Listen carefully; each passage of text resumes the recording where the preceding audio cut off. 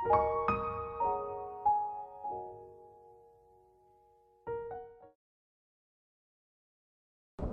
everyone, welcome to my YouTube channel, The Soulful Diary.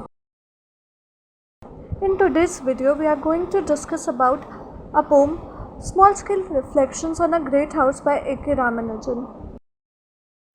This poem is all about the small and insignificant things that enter our house and that we often forget, which so easily get mingled up in our house.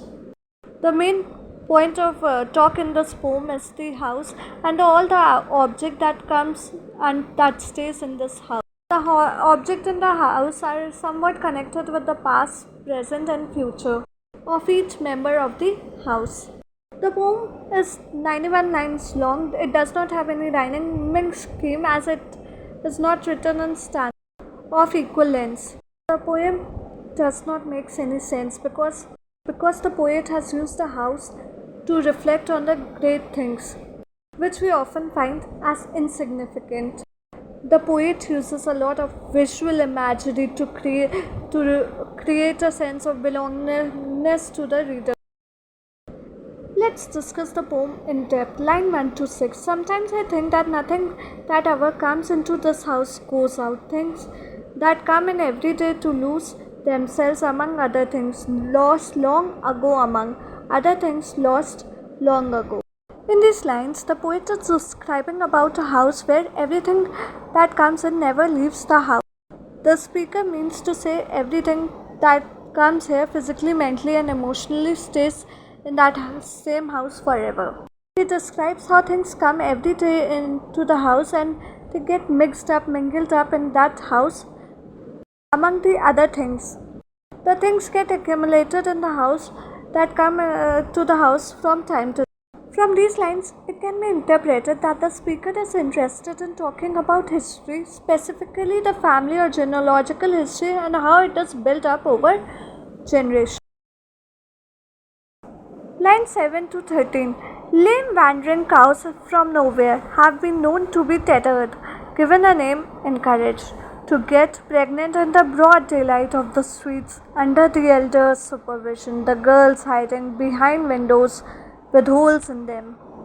In the next lines, the poet describes about the things that eventually end up getting inside the house. At first, the poet describes how wandering cows enter the house and they don't know from where they came into the house. Then the poet describes about how the girls of the house look out of the window and see the cows getting pregnant by their male counterparts. It is interesting to see that these animals being emphasized in the broad daylight and the situation. It is clear from the above lines that if the same act is repeated by humans, they will have consequences, as it is emphasized by the fact that the girls inside the house feel that they need to hide behind a window. It is interesting to know that the older members of the house are responsible for the animals, the cows. Line 14 to 19. Unread library books usually mature in 2 weeks and begin to lay a row of little eggs in the ledgers for finds as silverfish in the old man's office room. In these lines, the poet describes about the unread library books, which go bad very quickly. The speaker does not clarify what he means by mature, but it can mean that they have been long kept in the library being unused. The people who were interested in reading those books have put them aside without caring about them. As they lay out and as they lay maturing in the house, they have turned homes for the silverfish. These bugs lay eggs on the ledgers of the book. Specifically, the eggs appear where the library finds would be listed, would be kept. Line 20 to 26. Pre-dynasties among long legal words in the succulence of Victorian parchment, neighbors' dishes brought up with the greasy sweets they made all night the day before yesterday for the wedding anniversary of a god. The speaker keeps on describing the library. The actions of the silverfish are further explained. The books that are made as a nest by the silverfish have been discarded for such a long time that the creatures have been able to breed dynasties among long legal words. The next line tell us about the community and the dishes were brought by the neighbors. Nothing is in present, everything has happened in the past. The neighbors brought in greasy sweets that they made a few days ago for the anniversary of a god. These lines signify the importance of Hindu religion throughout India. Rituality, the act of feeding a god or feeling of commonplace, the dishes have been left behind as though they were the dishes for any living person. Line 27 to 32. Never leave the house they enter, like the servants, the phonographs, the epilepsies in the blood, son-in-law who quite forget their mothers but stay to check accounts or teach arithmetic to nieces. In the beginning of these lines, the poet is again emphasizing on the fact that anything that enters the house never leaves this house. He gives the examples of phonographs, servants, and the blood reports that come to the house. They remain in the house forever. Then he goes on to describe the son-in-laws who forget about their mothers and they stay in the house, finding new reasons to stay in that house, checking the accounts or teaching arithmetic to the nieces. With these lines, it is clear that the poet is interested in tracing the family history of the house. Line 33 to 38. For the women who come as wives from houses open on one side to rising suns on another, to the setting accustomed to wait and to yield them to monsoons in the mountains calendar. In these lines, the poet further goes on to describe the young women who enter the house from the orthodox families and have to follow the rituals of the house. They follow the comings and going of the monsoon and calendar dates. They follow every ritual in the Hindu calendar. Line 39 to 48. Beaten through the hanging banana leaves, and also anything that goes out will come back, processed and often with long bills attached. In these lines, the poet is again referring to the women of the house and the household and the banana leaves, the leaves which have a multiple uses like the mealtime practices including dietary restrictions. And then he tells about things that leave the house but they eventually come back with fine process good with long bills attached. The poet doesn't clarify what he means by the long bills attached in these lines. 43 to 45. Like the hooped bills of cotton shipped off to invisible Manchester and brought back milled and folded. In these lines, the poet is referring to the cotton that leaves the house and comes back processed. The cotton in particular goes off to some invisible Manchester, and when it comes back, it is milled and folded. For a price cloth for our day's middle class loins, and muslin for a richer night's letters mailed.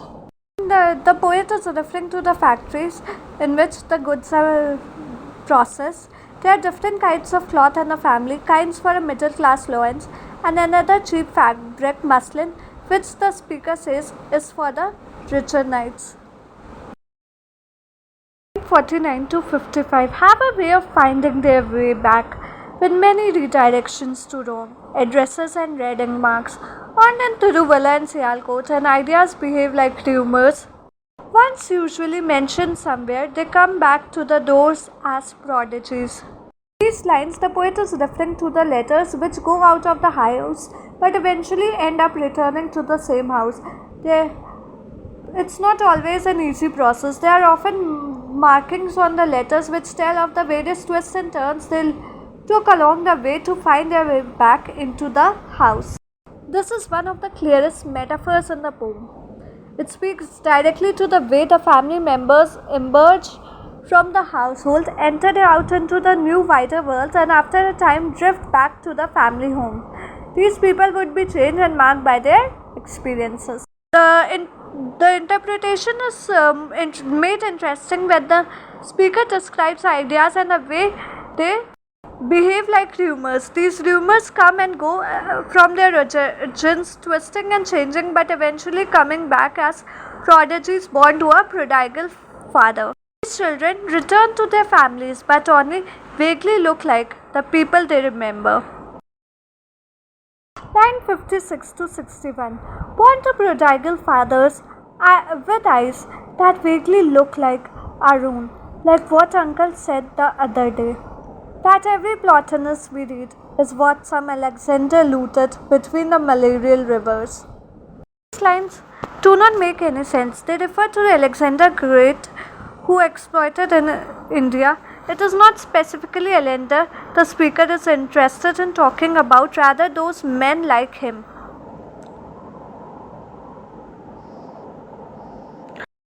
These are the people who come to the country and take information of any sort and bring it back to their homes. Then there are others, such as the philosopher Plotinus, who use the information given to them and cite it as if they have found out themselves. Line 62 to 68. A beggar once came with a violin to croak out a prostitute song that our voiceless cook sang all the time in our backyard.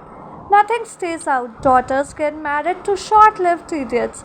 Sons who run away come back.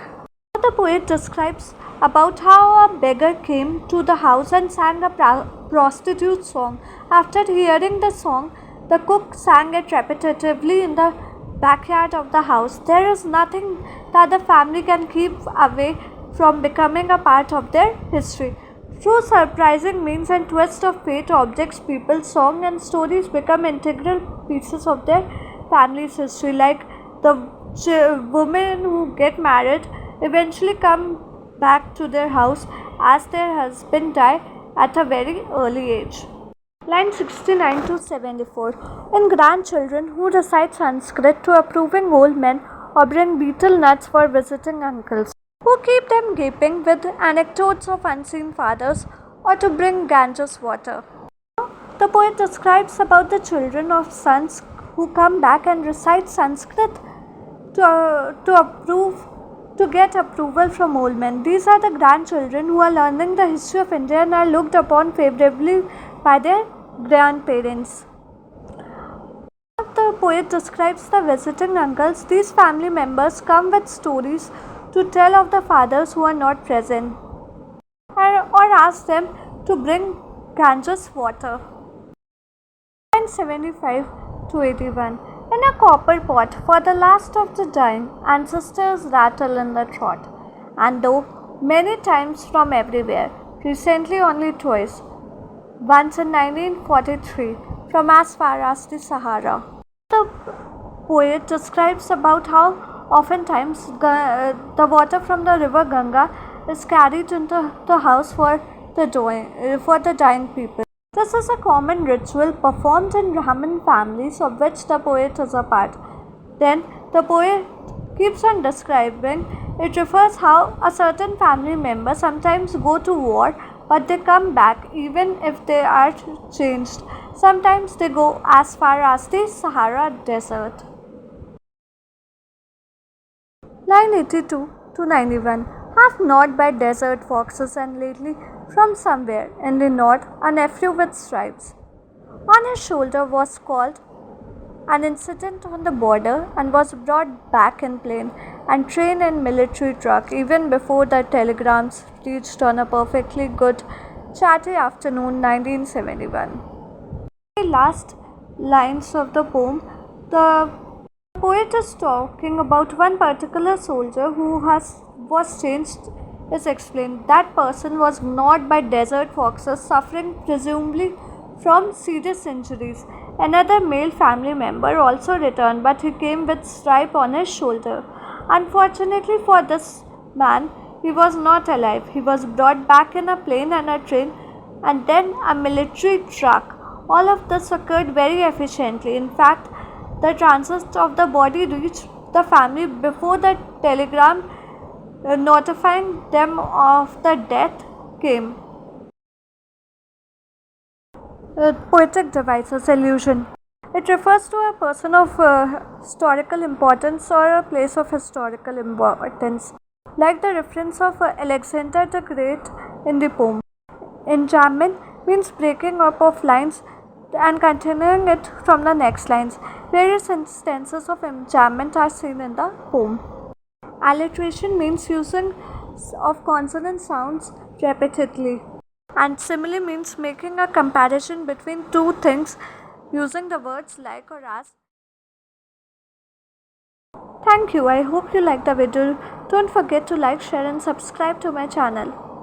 And if you have any queries, feel free to drop it in the comment section.